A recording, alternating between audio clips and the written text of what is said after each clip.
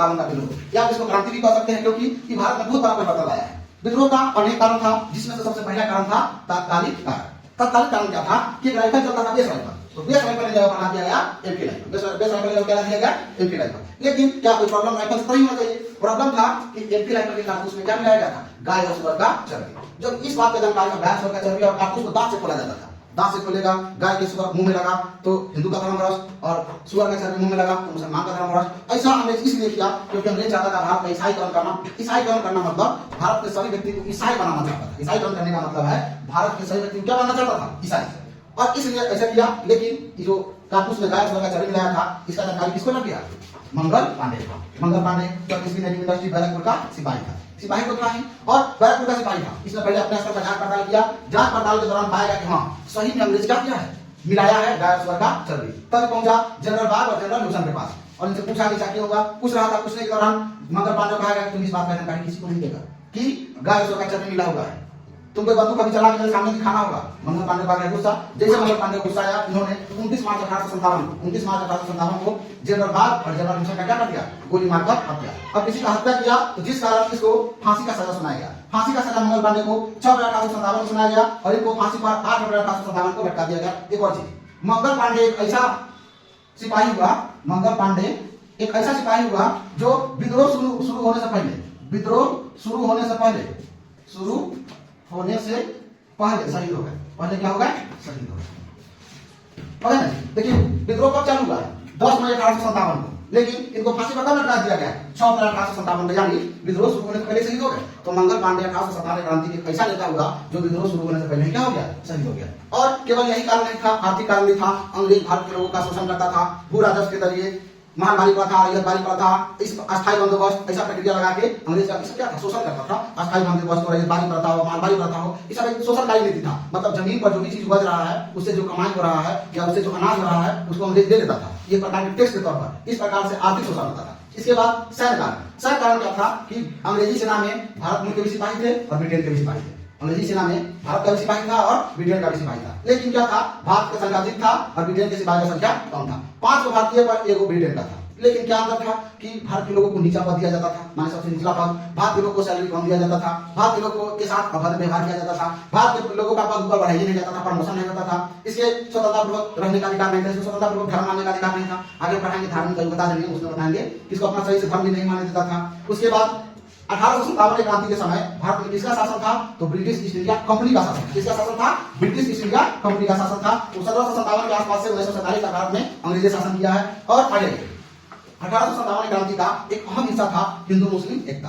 1857 क्रांति में हिंदू मुस्लिम एक होकर लड़े थे और इन दोनों को एक करने वाला व्यक्ति थे अहमदुल्ला। और अहमदुल्ला ने 1857 क्रांति के समय मुसलमानों के लिए जिहाद शब्द का यूज किया। मतलब जिहाद मतलब होता है धर्म, मुसलमानों के लिए धर्म का मौलवी अहमदुल्ला। जिस कारण मौलवी अहमदुल्ला के ही प्रयास से, आपसे पूछेगा किसके प्रयास से हिंदू मुस्लिम 1857 क्रांति में एक हो पाए, तो मौलवी अहमदुल्ला ही अंग्रेज का कट्टर दुश्मन था। अंग्रेज कहा था कि जो मौलवी अहमदुल्ला को पकड़ के देगा उसको 50,000 दिनार देंगे। मतलब 50,000 दिनार घोषित किया गया था मौलवी अहमदुल्ला को। मौलवी अहमदुल्ला को डंका शाह के नाम से भी जाना जाता है। और मौलवी अहमदुल्ला के प्रयास एक हो गया। और इसमें 1857 क्रांति का प्रतीक चिन्ह था क्या? चपाती और कमल। व्यक्ति को चपाती या कमल दिया जाता था। अगर चपाती या कमल ले लेता था, चपाती का मतलब रोटी ले लिया, तो ऐसा मानता था सिपाही विद्रोह में मेरे साथ है, नहीं लिया तो ऐसा माना जाता विद्रोह में साथ नहीं है। इसके बाद 1857 के क्रांति के समय ब्रिटेन का राजा कौन था? लॉर्ड पामस्टर। 1857 क्रांति के समय ब्रिटेन का राजा कौन था? लॉर्ड पामस्टर। विरोधी दल का नेता कौन था? डिज़रायली। विरोधी दल का नेता कौन था? डिज़रायली। और पूछेगा 1857 की क्रांति के दौरान किसको आपातकालीन राजधानी बनाया गया था? तो इलाहाबाद को अपना आपातकालीन राजधानी बनाया गया था। उससे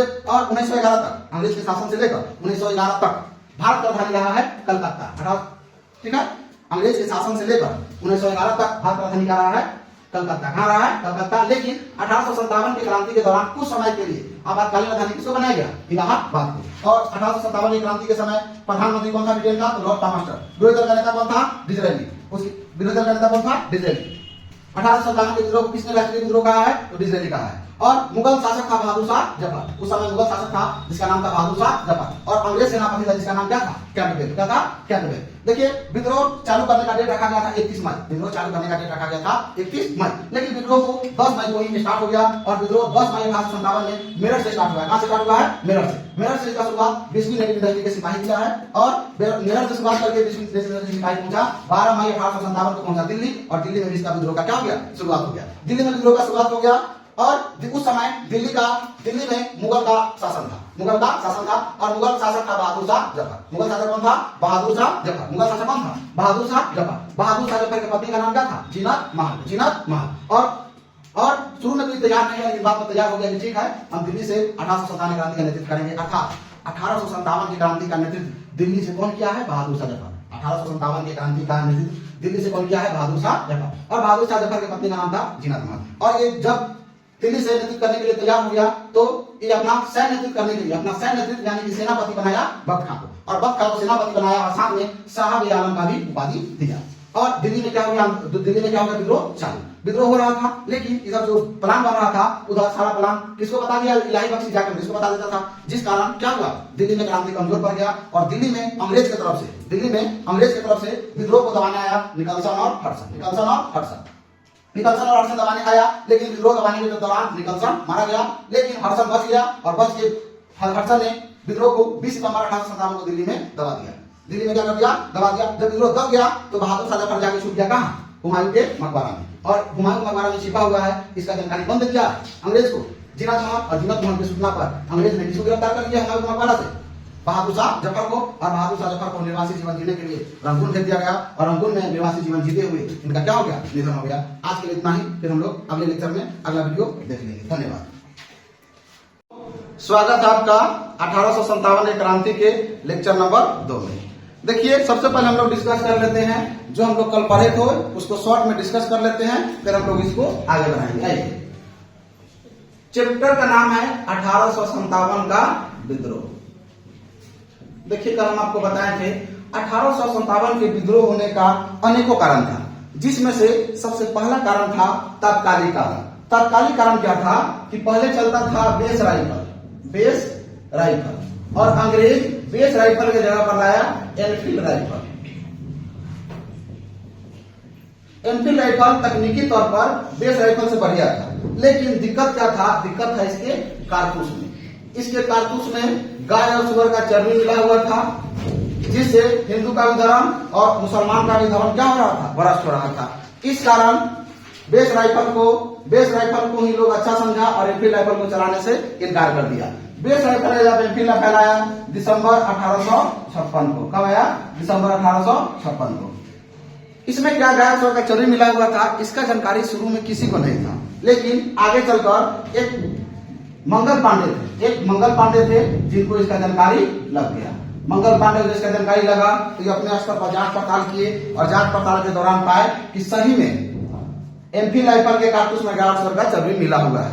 तो मंगल पांडे इसका विद्रोह किए और जबरदस्ती मंगल पांडे पर 2 अधिकारी जनरल बाग और जनरल ह्यूसन इनको जबरदस्ती किया कि तुम बंदूक चलाया करो और इस बात को तुम बाहर बताएगा नहीं। इस कारण मंगल पांडे गुस्सा होकर इन दोनों का हत्या कर दिए। दोनों का क्या कर दिए?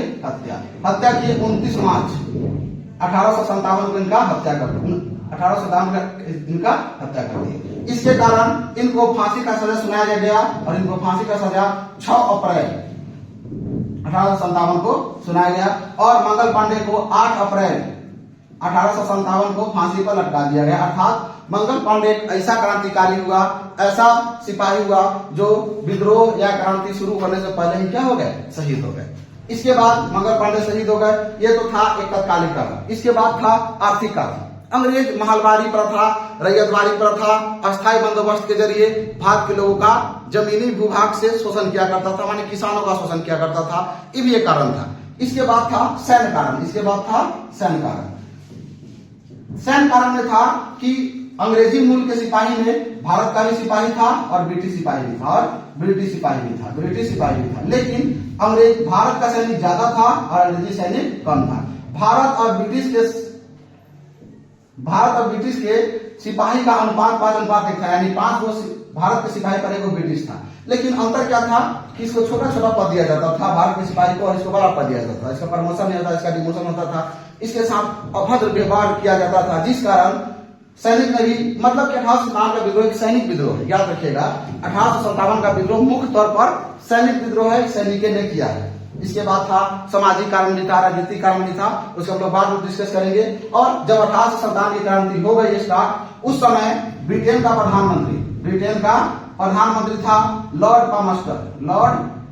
पामस्टर, और विरोधी दल का नेता था डिज़रायली क्या था? विरोधी दल का नेता। और उस समय सेनापति नया बनकर आया कैंपबेल। पहले एंडरसन था, उसके स्थान पर आया बनकर कौन? कैंपबेल सेनापति था। उस समय भारत में मुगल का शासन था, और मुगल शासक का नाम था बहादुर शाह जफर। उस समय भारत में मुगल शासन था, और मुगल शासक का नाम था बहादुर शाह जफर। और बहादुर शाह जफर उस समय मुगल शासक था। लॉर्ड पामस्टर उस समय प्रधानमंत्री था। डिज़रायली क्या था? विरोधी दल का नेता। इसलिए डिज़रायली ने इसको राष्ट्रीय विद्रोह कहा है। इसको क्या कहा है? राष्ट्रीय विद्रोह। और इस समय 1857 में क्रांति का प्रतीक चिन्ह था कमल और चपाती। 1857 की क्रांति बहुत बड़े स्तर पर पहला ऐसा 1857 का विद्रोह ऐसा विद्रोह था जो अंग्रेज के खिलाफ सबसे पहला बार बड़े स्तर पर किया गया था। ऐसा था कि बहुत बड़ा स्तर पर था। आइए आगे। इसके बाद 1857 की क्रांति का शुरुआत हो गया, और 1857 की क्रांति का शुरुआत मेरठ से हुआ है। कहां से हुआ है? मेरठ। और मेरठ के 20वीं नेटिव इंडस्ट्री के घुड़सवार सैनिक इसको स्टार्ट किए, और मेरठ में कमांडिंग ऑफिसर था, वो सबको हराकर मेरठ से पहुंचा कहां? दिल्ली। और लेकिन ये भी याद रखिएगा, शुरुआत होना था 31 मई, लेकिन आंदोलन के डेट से पहले 10 मई को ही क्या स्टार्ट हो गया? 1857 का विद्रोह स्टार्ट हो गया, और 10 मई को शुरू किया है मेरठ का सिपाही, और उसके बाद ये पहुंचा 12 मई को दिल्ली पहुंचा।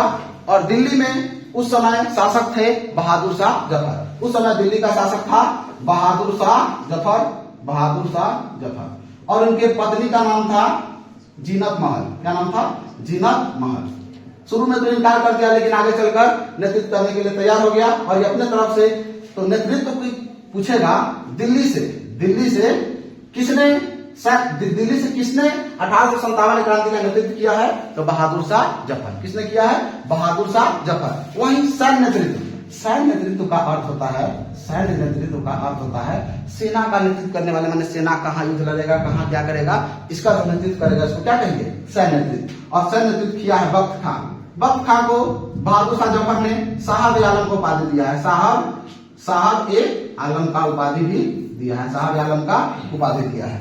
और ऐसे करके बहादुर शाह जफर बख्त खान मिलकर दिल्ली में विद्रोह को स्टार्ट कर दिया। जब दिल्ली में विद्रोह स्टार्ट हो गया तो विद्रोह को दबाने के लिए निकलसन और हडसन को भेजा गया। विद्रोह को दबाने के लिए निकलसन और हडसन को भेजा गया। निकलसन हडसन तो दबाने आया, लेकिन निकलसन खुद दब गया, मतलब विद्रोही सिपाही निकलसन को मार दिया। उसके बाद हडसन 20 सितंबर आते विद्रोह को दबा दिया। और इस विद्रोह को दबने में एक व्यक्ति धोखा दिया था जिसका नाम था इलाही बख्शी। ये बहादुर शाह जफर का रिश्तेदार था, कि धोखा दे दिया, जिस कारण दिल्ली में विद्रोह दब गया। जब विद्रोह दब गया तो बहादुर शाह जफर जाकर छुप गया हुमायूं के मकबरा में, और जीनत महल की सूचना पर बहादुर शाह जफर को हुमायूं के मकबरा से गिरफ्तार कर उसको निर्वासित जीवन जीने के लिए कहां भेज दिया गया? रंगून। और रंगून में ही निर्वासित जीवन जीते हुए बहादुर शाह जफर 1862 में मर गए, और उनका निधन हो गया। और रंगून में ही बहादुर शाह जफर का क्या है? मकबरा है। इतना संभवतः हम आपको कल बताए थे। आज हम लोग बढ़ेंगे इससे आगे बढ़ने से पहले इतना को क्या करिएगा? याद करिएगा। इतना को क्या कर लीजिएगा? याद। देखिए, दिल्ली के बाद विद्रोह कानपुर पहुंचा। सबसे पहले याद रखिएगा, आंदोलन का शुरुआत मेरठ में होगा। मेरठ से दिल्ली गया, और जैसे जैसे दिल्ली से होते सबसे ज्यादा विद्रोह उत्तर प्रदेश में हुआ है। सबसे ज्यादा विद्रोह उत्तर प्रदेश में हुआ है। और मेरठ के बाद पहुंचा विद्रोह, मेरठ के बाद दिल्ली, और दिल्ली के बाद पहुंचा कहां? कानपुर। कहां पहुंचा? कानपुर। 1857 के क्रांति का एक महत्वपूर्ण केंद्र कानपुर रहा। क्या रहा? कानपुर में विद्रोह जून 1857 से स्टार्ट हुआ। पूछा जाएगा कानपुर में विद्रोह कब स्टार्ट हुआ? तो जून 1857 में कानपुर से विद्रोह स्टार्ट हुआ। कानपुर से विद्रोह स्टार्ट किए थे नाना साहब। कौन स्टार्ट किए थे? नाना साहब। देखिए, नाना साहब कानपुर से विद्रोह स्टार्ट किए। नाना साहब क्यों विद्रोह स्टार्ट किए? अंतिम मराठा पेशवा बाजीराव द्वितीय मराठा पेशवा बाजीराव द्वितीय। अंतिम मराठा पेशवा बाजीराव द्वितीय का कोई अपना संतान नहीं था। जब इसके पास अपना संतान नहीं था तो ये एक दत्तक पुत्र लिया। दत्तक पुत्र कहने का मतलब एक पुत्र को गोद लिया जिसका नाम था नाना साहब। इसका नाम क्या था? नाना साहब। देखिए क्या था, नाना साहब कानपुर से विद्रोह का नेतृत्व किया है। क्यों किया? क्योंकि अंतिम मराठा पेशवा बाजीराव द्वितीय का दत्तक पुत्र था नाना साहब, और मराठा पेशवा बाजीराव द्वितीय अंग्रेज के पेंशन पर अपना जीवन यापन करता था। यानी अंग्रेज ने इसको पेंशन देता था, इसको पेंशन देता था और उसी पेंशन पर इसका जीवन यापन होता था। और आगे चलकर इनका निधन हो गया। अंतिम मराठा पेशवा बाजीराव द्वितीय का निधन हो गया। जब निधन हो गया तो अंग्रेज से क्या हुआ? नाना साहब पेंशन मांगे तो अंग्रेज सीधा मना कर दिया। बोला कि तुम क्या बहादुर, तुम जो है नाना साहब, तुम मराठा पेशवा बाजीराव द्वितीय का अपना पुत्र ना है, तुम गोद लिया हुआ पुत्र है, इसलिए तुमको पेंशन नहीं देंगे। और नाना साहब को अंग्रेज पेंशन देने से मना कर दिया। और पेंशन देने से जब मना कर दिया तो नाना साहब का एक निजी सलाहकार था जिसका नाम था अजीम मुल्ला। नाना साहब का एक निजी सलाहकार था, निजी सलाहकार, जिसका नाम था अजीम मुल्ला। अजीम मुल्ला। तो नाना साहब अजीमुल्लाह को देखिए, सबसे पहला यहाँ यही है कि कानपुर से विद्रोह का नेतृत्व किए हैं नाना साहब। कौन किए हैं? नाना साहब। नाना साहब क्यों विद्रोह में कूदे या क्यों विद्रोह का नेतृत्व किए? इसके पीछे बहुत कारण था। सबसे पहला कारण था कि नाना साहब को पेंशन मिलना चाहिए, जो पेंशन इनको अंग्रेज नहीं दे रहा था। क्यों पेंशन नहीं दे रहा था? पेंशन इसलिए नहीं दे रहा था क्योंकि अंतिम मराठा पेशवा बाजीराव द्वितीय का दत्तक पुत्र था, और अंतिम मराठा पेशवा बाजीराव द्वितीय को पेंशन मिलता था और उसी पेंशन पर ये अपना जीवन यापन करता था। उसी पेंशन पर ये अपना जीवन यापन करता था। लेकिन नाना साहब को पेंशन देने से अंग्रेज मना कर दिया। क्यों? क्योंकि तुम दत्तक पुत्र का मतलब था गोद लिया हुआ पुत्र। तो अंग्रेज का कहना था कि यदि तुम इसका अपना पुत्र रहता तो तुमको पेंशन देते, लेकिन तुम इसका अपना पुत्र नहीं है, दत्तक पुत्र है, यानी कि गोद लिया हुआ पुत्र है, इसलिए तुमको पेंशन नहीं देंगे। और नाना साहब हार नहीं माना, अपना अजीमुल्ला को ब्रिटेन भेज दिया। नाना साहब का निजी सलाहकार था अजीमुल्ला। अजीमुल्ला को नाना साहब भेज दिए ब्रिटेन। फिर भी क्यों भेजे? ये अपना पेंशन बहाल करवाने के लिए। लेकिन अंग्रेज नाना साहब का पेंशन बहाल नहीं किया। तो नाना साहब का पेंशन बहाल नहीं हुआ। वो पेंशन बहाल नहीं हुआ तो वो अंग्रेज से बदला लेने के लिए 1857 की क्रांति में कानपुर से क्या करे? विद्रोह में कूद गए। कानपुर से क्या हुए? विद्रोह में कूद गए। और 1857 की क्रांति में कानपुर से नेतृत्व किया है नाना साहब। कौन किया है? नाना साहब। वहीं सैन्य नेतृत्व, कानपुर से सैन्य नेतृत्व माने सेना का नेतृत्व तात्या टोपे किए हैं। तात्या टोपे का मूल नाम रामचंद्र पांडुरंगा है। रामचंद्र पांडुरंगा है। क्वेश्चन कोई ना कोई एग्जाम में पूछा हुआ है कि बताइए नाना साहब का बचपन का नाम क्या था? तो नाना साहब के बचपन का नाम था धोंधू पंत। याद रखिएगा, धोंधू पंत। इनके बचपन का नाम क्या था? धोंधू पंत। नाना साहब के बचपन का नाम था धोंधू पंत। और वहीं सैन्य नेतृत्व जो कानपुर से किए थे तात्या टोपे, उनका बचपन मूल नाम था रामचंद्र पांडुरंगा। ये दोनों बड़े स्तर पर, बहुत बड़ा स्तर पर कानपुर में विद्रोह हुआ। और कानपुर में तात्या टोपे और नाना साहब मिलकर बहुत अफरा तफरी मचा दिए। यहाँ ऐसा कहा जाता है कि 500 से भी अधिक अंग्रेज को मतलब मौत के घाट उतार दिया गया। एक मौत के घाट उतार दिया गया। मौत का घाट जो वर्ड सुनते हैं, मौत के घाट का वर्ड का शुरुआत 1857 की क्रांति से हुआ है, हम बताएंगे। ये रामचंद्र पांडुरंगा थे। लेकिन क्या हुआ कि रामचंद्र पांडुरंगा का एक मित्र था मान सिंह। जिस प्रकार दिल्ली में इलाही बख्शी धोखा दे दिया किसको?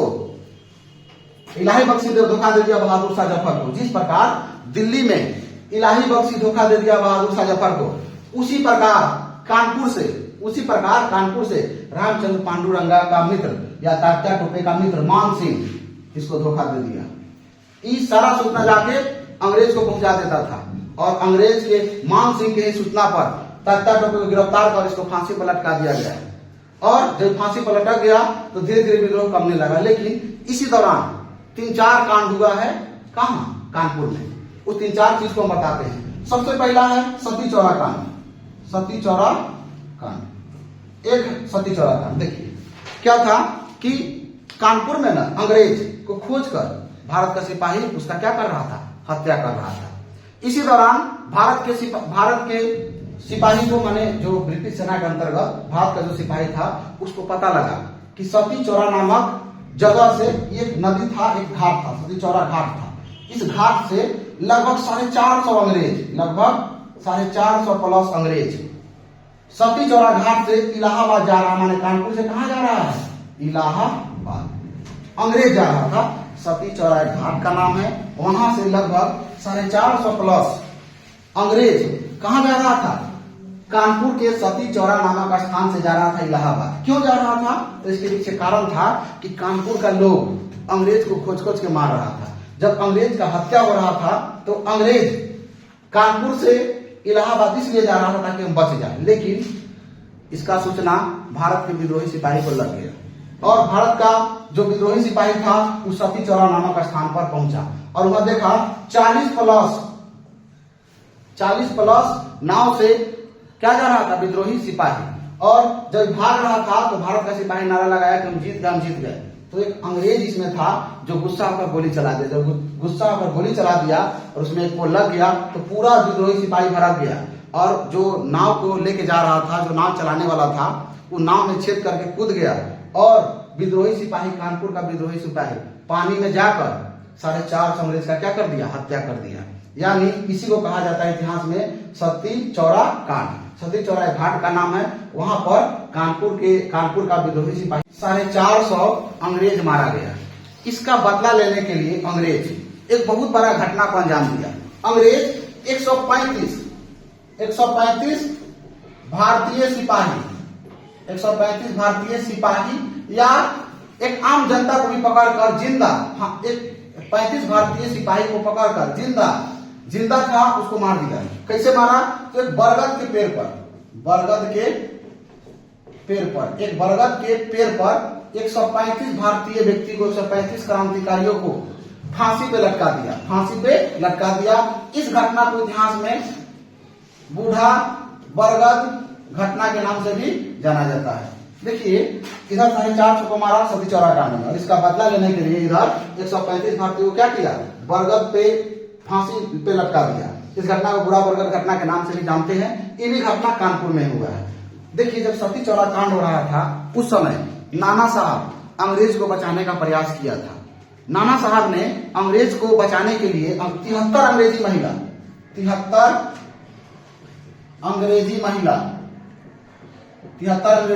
महिला और 124 बच्चों बीबी घर में छुपा दिया था। देखिए यदि नाना साहब नहीं बचाने का प्रयास करते तो कैसे को छुपाते?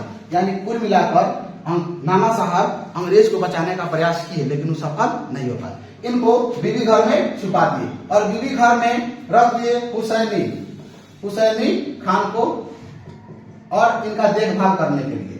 देखभाल कर रहे थे हुसैनी खान। लेकिन क्या हुआ कि जब घटना हुआ 135 भारतीयों को फांसी का सजा सुना दिया गया तो हुसैनी खान दो कसाई को बुलाई और 73 महिला, अंग्रेजी महिला और 124 बच्चों को कटवा कर एक कुआं में फेंक दिया। और ये घटना 16 जून 1857 को हुआ। ये घटना 16 जून 1857 को हुआ है। यानी सबसे ज्यादा अंग्रेज को क्षति मान के चलिए तो कानपुर में भी हुआ है। माने कानपुर में भी विद्रोह अच्छा खासा चला है। इतना घटना होने के बाद नाना साहब अंग्रेज के हाथ नहीं आए। नाना साहब जब विद्रोह दबने के कगार पर था, याद रखिएगा, कानपुर से विद्रोह को दबाया है कैंपबेल। कानपुर से विद्रोह को दबाया कौन? कैंपबेल। और कैंपबेल जब विद्रोह को दबा रहा था, इतना घटना होने के बाद भी सती चौरा कांड हो गया, एक बूढ़ा बरगद घटना हो गया, इसके बाद इतना महिला को काटकर कुआं में फेंक दिया गया, फिर भी नाना साहब अंग्रेज के हाथ कभी नहीं लगे। नाना साहब अंत में भाग के चले गए नेपाल। नाना साहब भाग गए कहां? नेपाल। ये था कानपुर। देखिए यहाँ सब याद रखिएगा, हम बता देंगे आपको जो याद रखने वाला पॉइंट है। सबसे पहले पूछा जाएगा कानपुर से विद्रोह की शुरुआत कब हुई है, तो जून 1857, कोई एक्चुअल डेट ना है, जून 1857 से हुआ है। कानपुर से विद्रोह का नेतृत्व कौन किया है, तो नाना साहब। कौन किया है, नाना साहब। नाना साहब विद्रोह का नेतृत्व क्यों किया है, तो नाना साहब विद्रोह का नेतृत्व इसलिए किया है क्योंकि अंतिम मराठा पेशवा बाजीराव द्वितीय था, उसका दत्तक पुत्र यानी गोद लिया हुआ पुत्र कौन था, नाना साहब। जब बाजीराव द्वितीय मर गए तो नाना साहब पेंशन का मांग किया, तो अंग्रेज कहा कि तुम नाना साहब का अपना पुत्र नहीं है, तुम नाना साहब का क्या है, दत्तक पुत्र है, यानी गोद लिया हुआ पुत्र है, इसलिए हम तुम्हारा पेंशन बहाल नहीं करते, तुमको पेंशन नहीं देंगे। जब ये सब घटना हुआ तो नाना साहब अपने एक निजी सलाहकार अजीमुल्लाह को भेजे ब्रिटेन कि जाइए आप मेरा पेंशन पास कराइए, लेकिन अजीमुल्लाह ब्रिटेन से पेंशन बहाल नहीं करवा पाया, और जब पेंशन इनका बहाल नहीं हुआ तो विद्रोह में कूद गए, और कानपुर से विद्रोह का नेतृत्व नाना साहब किए। आपसे पूछेगा 1857 में कानपुर से नेतृत्व कौन किया है, नाना साहब। दिल्ली से कौन किया है, बहादुर शाह जफर। दिल्ली से सैन्य नेतृत्व कौन किया है, तो दिल्ली से सैन्य नेतृत्व किया है साहब आलम यानी कि बख्त खां। इसके बाद आपसे पूछा जाएगा कि जिस प्रकार दिल्ली से सैन्य नेतृत्व बख्त खां किए हैं, उसी प्रकार कानपुर से सैन्य नेतृत्व कौन किए हैं, कानपुर से सैन्य नेतृत्व किए हैं तात्या टोपे। तात्या टोपे का मूल नाम माने बचपन का नाम रामचंद्र पांडुरंगा, यानी मेन नाम क्या था, रामचंद्र पांडुरंगा। उसी प्रकार नाना साहब के बचपन का नाम था धोंदू पंत। नाना साहब विद्रोह किए, लेकिन तात्या टोपे का एक मित्र था जिसका नाम था रामचंद्र पांडुरंगा। सॉरी, तात्या टोपे का मूल नाम था रामचंद्र पांडुरंगा, और इनका एक मित्र था जिसका नाम क्या था, मान सिंह। तात्या टोपे का एक मित्र था मान सिंह, जो तात्या टोपे को धोखा दे दिया और इसका सारा सूचना अंग्रेज को पहुंचा दिया, जिस कारण तात्या टोपे पकड़ा गया। तात्या टोपे को पकड़ के फांसी पे लटका दिया गया। इसके बाद सती चौरा कांड का संबंध भी कहां से है, कानपुर से है। सती चौरा कांड क्या है, तो कानपुर में भारतीय सिपाही, भारतीय लोग अंग्रेज को चुन चुन कर मारने का काम कर रहे थे, तो अंग्रेज बचने के लिए सती चौरा नामक घाट से इलाहाबाद जा रहे थे, यानी कानपुर से इलाहाबाद जा रहे थे। इसकी जानकारी भारतीय सिपाहियों को लगा, तो भारतीय सिपाही जाकर 450 प्लस या 450 अंग्रेज को मौत का घाट उतार दिया। जबकि 450 अंग्रेज को मार दिया, तो अंग्रेज भारतीयों से बदला लेने के लिए 135 भारतीय को एक बरगद के पेड़ से फांसी पर लटका दिया।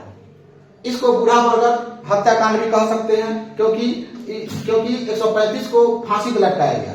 लेकिन उस समय नाना साहब 135 नाना साहब जो यहाँ सती चौरा कांड हो रहा था, उस समय नाना साहब कुछ अंग्रेज महिला और कुछ अंग्रेज बच्चों को बीवी घर में छुपा दिया था, और 73 महिला और 124 बच्चों को बीवी घर में छिपाया था। जब 135 भारतीयों को फांसी पे लटका दिया गया, तो हुसैनी खान जो थी वो बीवी घर में इन लोग का देखभाल कर रहे थे। इनको आ गया गुस्सा, और ये गुस्सा में दू कसाई को बुलवाया। क्यों गुस्सा आया, क्योंकि इस अंग्रेज 135 को भारतीयों को फांसी पर लटका दिया, माने 135 भारतीयों को मौत के घाट उतार दिया। मौत के घाट उतार दिया तो हुसैनी खान गुस्सा हो गई कि भाई हम अंग्रेज की सुरक्षा कर रहे हैं और यही अंग्रेज हमारे लोग को मार रहा है। बस इसको गुस्सा आया और हुसैनी खान 2 कसाई को बुलाई बीबी घर में, और बीबी घर में 73 महिला 124 बच्चों को मारकर एक कुआं में फेंकवा दिया, और सुबह होकर कुआं को अंग्रेज को बांध दिया। और इतना काम होने, और ये घटना, बीबी घर की घटना 16 जून 1857 को हुआ। 16 जून 1857 को हुआ। और सती कांड हुआ। उसके बाद क्या हुआ, बुरा बरगद घटना हुआ, उसके बाद बीबी घर का घटना हुआ। इतना घटना होने के बाद भी नाना साहब पकड़ाए नहीं, नाना साहब चले गए, और अंततः विद्रोह को कौन दबा दिया, कैंपबेल। इसके बाद दोस्तों आंदोलन पहुंचा फैजाबाद। आंदोलन कहां पहुंचा, फैजाबाद। आंदोलन कहां पहुंचा, फैजाबाद। आइए हम लोग देखते हैं फैजाबाद। देखिए फैजाबाद से इसका नेतृत्व किया है मौलवी अहमदुल्ला।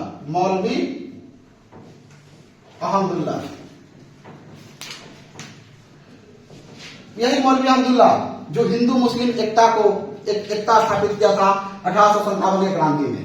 इस कारण से अंग्रेज इसको अपना कट्टर दुश्मन मानता था। तो आपसे पूछा जाएगा 1857 की क्रांति में अंग्रेज का कट्टर दुश्मन कौन था, मौलवी अहमदुल्ला। अंग्रेज का कट्टर दुश्मन कौन था? मौलवी अहमदुल्ला। और मौलवी अहमदुल्ला को 50,000 इनामी घोषित किया गया था। कहा गया था कि जो व्यक्ति मौलवी अहमदुल्ला को जिंदा या मुर्दा पकड़ के हमको देगा, उसको हम कितना देंगे? 50,000 रुपया इनाम के तौर पर अंग्रेज देगा। और फैजाबाद में मौलवी अहमदुल्ला को, और एक और चीज जानिएगा, मौलवी अहमदुल्ला को डंका शाह के नाम से जाना जाता है। डंका शाह के नाम से जाना जाता है। और मौलवी अहमदुल्ला को 50,000 दिनारी भी घोषित किया गया था। और ये क्या किए? ये फैजाबाद से नेतृत्व किए और फैजाबाद में विद्रोह को दबाने पहुंचा कैंपबेल, और कैंपबेल फैजाबाद में विद्रोह को दबा दिया। कैंपबेल फैजाबाद में क्या कर दिया? विद्रोह को दबा दिया। यानी अब याद रखिएगा, यहां से हमने दो चीज बताए। सबसे पहला, कानपुर में विद्रोह को कौन दबाया? कैंपबेल। और फैजाबाद में विद्रोह को कौन दबाया? कैंपबेल। अब देखिएगा, अधिकतर स्थानों पर विद्रोह दबाया कैंपबेल। क्यों? क्योंकि हम आपको फर्स्ट लेक्चर में, फर्स्ट क्लास में बता दिए थे कि कैंपबेल क्या बनकर आया था? ब्रिटिश सेनापति। तो विद्रोह दबाने का काम किसका होता है? सेनापति का होता है। इसके बाद है अवध। अब हम लोग देखेंगे किसको? अवध को। उससे पहले अवध में आते हैं हम लोग, देखते हैं अवध।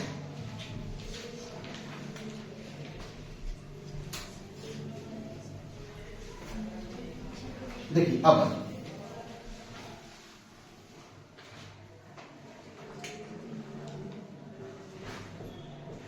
अवध भी उत्तर प्रदेश में पड़ता है। कहां पड़ता है? उत्तर प्रदेश में। अवध के राजा थे वाजिद अली शाह।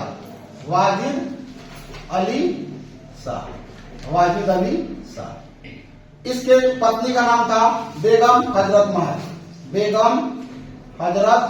महल। और इसका भी कोई अपना पुत्र नहीं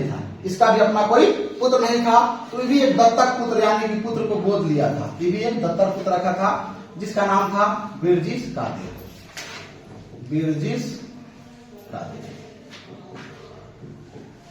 विद्रोह पहुंचा अवध में। देखिए, अवध का शुरुआती दौर में शासक था कौन? वाजिद अली शाह के पत्नी का नाम था बेगम हजरत महल, और उसके पुत्र का नाम था बिरजिस कादिर। क्या हुआ कि आगे चलकर वाजिद अली शाह का निधन हो गया। 1856 में इनका क्या हो गया? निधन हो गया। वाजिद अली शाह का निधन हो गया।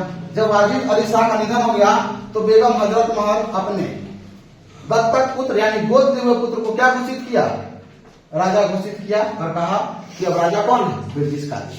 लेकिन अंग्रेज इसको मानने को तैयार नहीं था। अंग्रेज कहा कि नहीं, बेगम हजरत महल का अपना पुत्र नहीं है, इसलिए हम इसको राजा बनने नहीं देंगे। और राजा इस बात को एक्सेप्ट नहीं किया कि बिरजिस कादिर क्या बनेगा? राजा। और शुरुआती दौर में बेगम हजरत महल अंग्रेज से गुहार लगाई कि राजा बनने दीजिए, लेकिन अंग्रेज नहीं माना। और जब नहीं माना और अवध को अपने पास ले लिया, अवध पर कुशासन का आरोप लगाया। पूछेगा अवध को कैसे लिया? तो कुशासन का आरोप लगाकर। कुशासन मतलब कि यहाँ शासन प्रशासन अच्छा से नहीं हो रहा है। कुशासन का अर्थ होता है शासन प्रशासन सही तरीका से नहीं हो रहा है। और अवध पर कुशासन का आरोप लगाकर उसको क्या कर लिया? ले लिया। और अवध में भी 1857 का विद्रोह बड़े स्तर पर हुआ। क्यों? क्योंकि अवध में आम जनता भी भाग लिया था। अवध में आम जनता भी क्या लिया? भाग लिया। पूछा जाएगा कौन ऐसा क्षेत्र है जहां से 1857 के विद्रोह में आम जनता ने भाग ली है? तो इसका उत्तर हो जाएगा अवध। और अवध में विद्रोह काफी बड़े पैमाने पर हुआ, बड़े स्तर पर हुआ। और क्यों हुआ? अभी हम बताएं आपको। अवध के शासक से बिरजिस कादिर का जब निधन हो गया, तो उनकी पत्नी बेगम हजरत महल किसको? बिरजिस कादिर को क्या कर दिया?